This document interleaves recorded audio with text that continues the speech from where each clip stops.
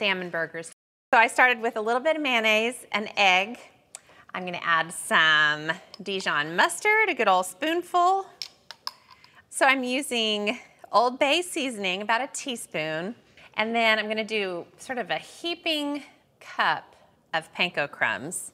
This is sort of the filler for the salmon. And then I drained the 2 cans of salmon, and then I'll squeeze in half a lemon. And to help with the flavor, I'm gonna add a whole bunch of sliced green onions. And I think that's it. Oh, pepper.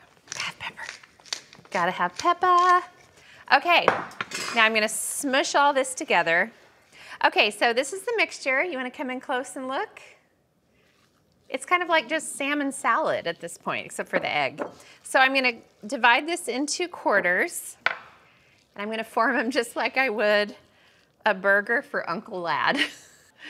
I've got a skillet that's kind of hot already. I've got some olive oil in there.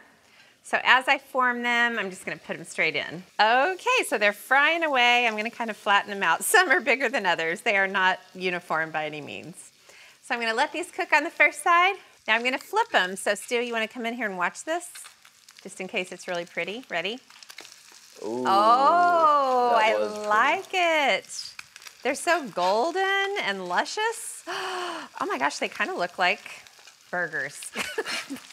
Wow, how about that? Now they're pretty delicate.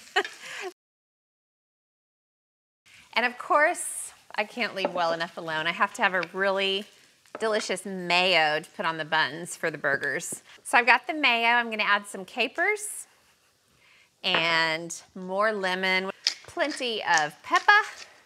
Okay, I'm gonna stir, stir.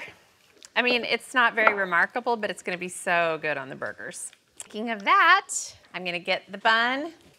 I'm using whole wheat buns. I'm gonna spread plenty of this on.